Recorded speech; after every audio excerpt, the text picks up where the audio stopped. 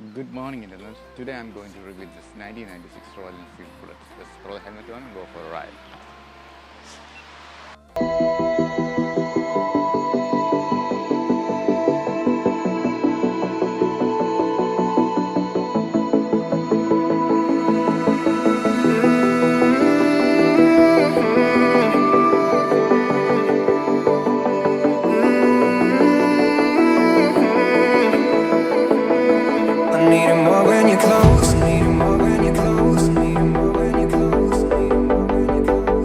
More when you're close to me. I'm feeling high when I'm low. I'm feeling high when I'm low. I'm feeling you.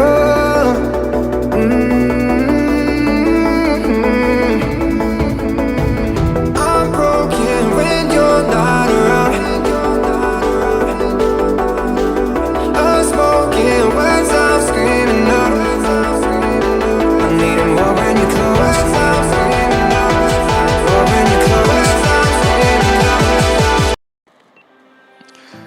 നമുക്ക് ഇതിൻ്റെ engine spec നോക്കാം. ഇതാണ് ഇതിൻ്റെ owners manual. 1996 കിട്ടിയ owners മാനുവലാണ്. ഇങ്ങനെയാണ് ഇതിരിക്കുന്നത്. അപ്പോൾ ഇതിൻ്റെ CC വരുന്നത് 346 CC ആണ്. BHP വരുന്നത് 18 BHP ആയിട്ട് 5625 RPM ഉണ്ട്. ടോക്ക് വരുന്നത് 24.5, അതായത് ഇവിടെ മെൻഷൻ ചെയ്തിരിക്കുന്നത് 2.74 കിലോഗ്രാം ആണ്. അത് ന്യൂട്ടൺ മൈലിലേക്ക് കൺവേർട്ട് ചെയ്യുമ്പോൾ 24.5 അങ്ങനെ ഒരു ഫിഗറാണ് കിട്ടുന്നത്. അത് 2875 RPM കിട്ടുകയാണ്. അപ്പോൾ അതായത് ലോ എൻഡ് ടോർക്ക് ഇത് കൂടുതലാണ്. ഇത് സ്ലോ സ്പീഡ് മാനുവറബിലിറ്റിയാണ് ഇത് മെയിനായിട്ട് ഇത് ഹൈലൈറ്റ് നിൽക്കുന്നത്. ടോർക്കാണ്. ഫ്രീക്വൻറ്റ് ഷിഫ്റ്റിംഗ് വരുന്നില്ല, നേരെ ഫോർത്തിലേക്ക് കയറാം, അങ്ങനെ അങ്ങ് പോകുന്നു. കണ്ടിരുന്നല്ലോ ആ ഹിൽ ക്ലൈമ്പിൻ്റെ ആ സമയത്ത് കണ്ടിരുന്നല്ലോ അതിൻ്റെ ആ ഒരു പെർഫോമൻസ്. അപ്പം അതാണ്. അപ്പം വീണ്ടും പറയുകയാണിത് സ്റ്റിൽ റൈഡബിൾ. ഇതിൻ്റെ എക്സ്റ്റേണൽ വ്യൂ ആണ്.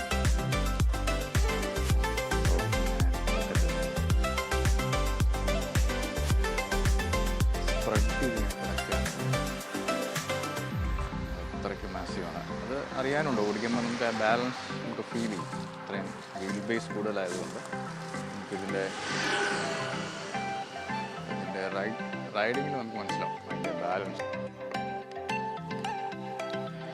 ഓക്കെ, ഞാൻ രാവിലെ ഒരു റെക്കോർഡിങ് കഴിഞ്ഞാണ്, ബട്ട് അത് റെക്കോർഡായിട്ടില്ല. ഐ മീൻ ഓഡിയോ വളരെ ഫീബിളാണ്. അപ്പോൾ ഇത് റീടേക്കാണത്. മറ്റേത് ഓഡിബിൾ അല്ല, ഒട്ടും ഓഡിബിൾ അല്ല. എൻജിൻ സൗണ്ട് കാരണം ഒന്നും കേൾക്കാൻ പറ്റില്ല. അപ്പോൾ ഇത് നോക്കാം എങ്ങനെയാണ്.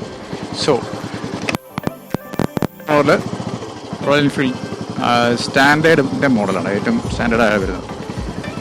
ഇതിപ്പോൾ 29 വർഷമായി. ഇത് 3ാമത്തെ റീടെസ്റ്റ് കഴിഞ്ഞിട്ട് ഇങ്ങനെ ഞാനൊരു ടെസ്റ്റ് റൈഡായിട്ട് ഇറങ്ങിയതാണ്. അപ്പോൾ ഈ വണ്ടി ഫോർ സെയിലാണ്. ഞാൻ സെയിൽ ചെയ്യാൻ പ്ലാനുണ്ട്. അപ്പം അതിന് മുന്നേ റിവ്യൂ അടിച്ചിട്ട് സെയിൽ ചെയ്യാൻ വെച്ചുകൊണ്ടിരിക്കുക. അപ്പോൾ ഇൻട്രസ്റ്റഡ് ആയ പീപ്പിൾസ് താഴെ കമൻറ്റ് ഡൗൺ ചെയ്യുക, ബാക്കി വിവരങ്ങൾ പറയുന്നതായിരിക്കും. ഓക്കെ, അപ്പോൾ ഇതിൻ്റെ നമ്മുടെ ഈ വീഡിയോയുടെ ഉദ്ദേശം എന്ന് വെച്ചാൽ ഇത് ഈ കാലാവസ്ഥയിൽ അല്ലെങ്കിൽ ഈ റൈഡിങ് കണ്ടീഷനിൽ ഇത് എങ്ങനെ ഈ പഴയ മോഡൽ വണ്ടി എങ്ങനെ ബിഹേവ് ചെയ്യുന്നു. സോറി, ഒന്ന് വെയിറ്റ് ചെയ്യണം. ഇത് റൈഡബിൾ ആണോ, മറ്റുള്ള പുതിയ മോഡേൺ വണ്ടികളുമായിട്ട് ഇത്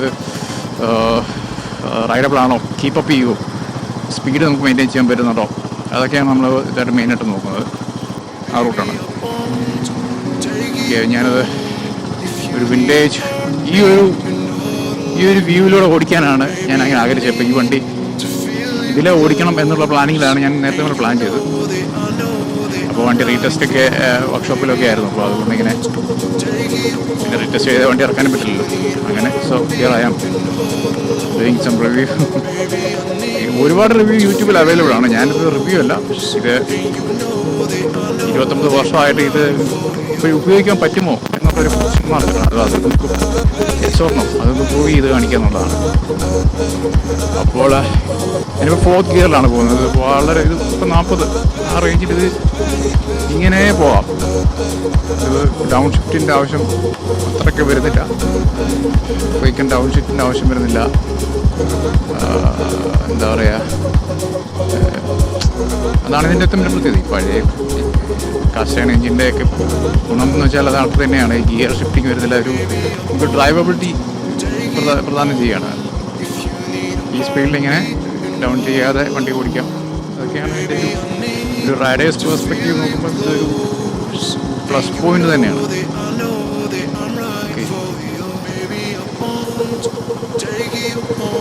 അപ്പോൾ ഇതൊക്കെയാണ് ഇതിൻ്റെ വിശേഷങ്ങൾ. അപ്പോൾ ഒന്നുകൂടെ പറയുകയാണെങ്കിൽ ഈ വണ്ടി ഫോർ സെയിലാണ്. വിശേഷങ്ങൾ വീഡിയോ ഇഷ്ടമായെന്ന് വിചാരിക്കുന്നു. ഇഷ്ടമായെങ്കിൽ സബ്സ്ക്രൈബ് ചെയ്യണം, ലൈക്ക് ചെയ്യണം, ഷെയർ ചെയ്യണം. പിന്നെ എന്താ നിങ്ങളുടെ അഭിപ്രായങ്ങൾ ഇതിൽ താഴെ കമൻറ്റ് ചെയ്യുക. ഈ റിവ്യൂ ഗുഡാണോ, ബാഡാണോ, ചെറുതായിപ്പോയോ വലുതായിപ്പോയോ, കൂടുതൽ എന്തെങ്കിലും വിവരങ്ങൾ അറിയാനുണ്ടോ, എല്ലാം കൂടെ താഴെ കമൻറ്റ് ഡൗൺ ചെയ്യുക. ഓക്കെ.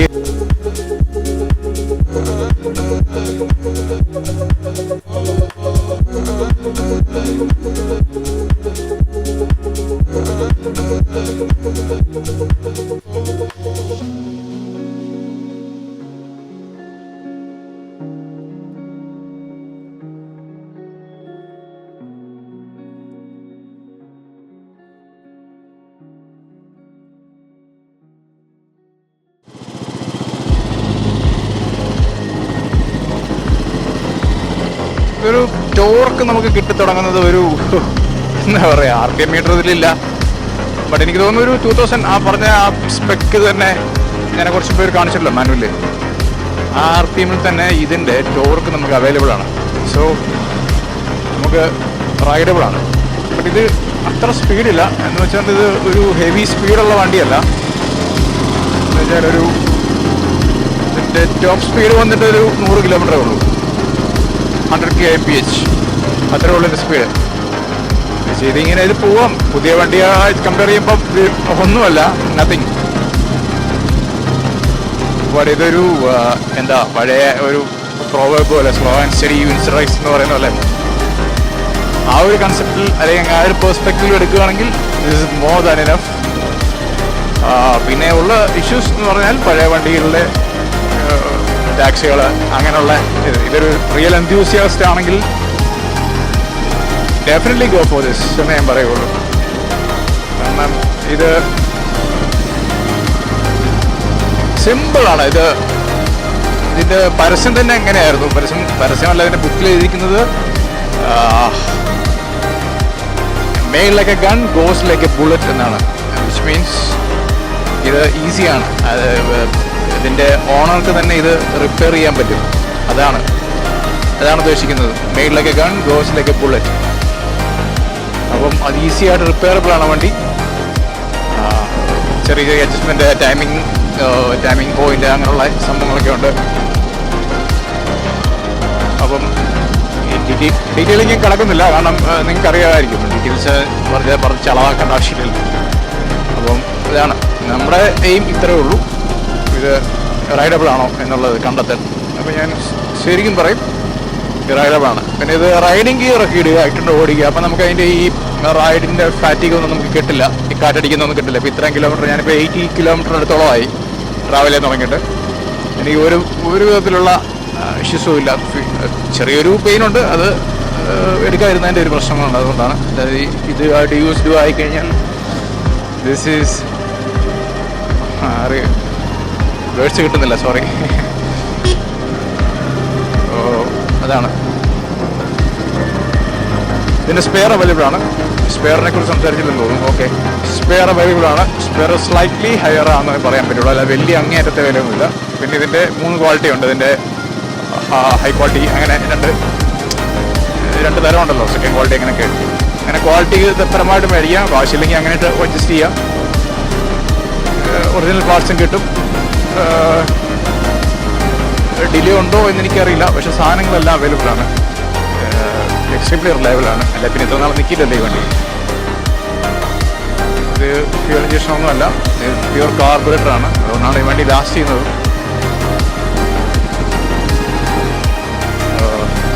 അങ്ങനെയുള്ള യാതൊരു വിധ ഇലക്ട്രോണിക് ഇൻ്റർവെൻഷൻസ് ഒന്നും ഇല്ലാത്ത വണ്ടിയാണ്.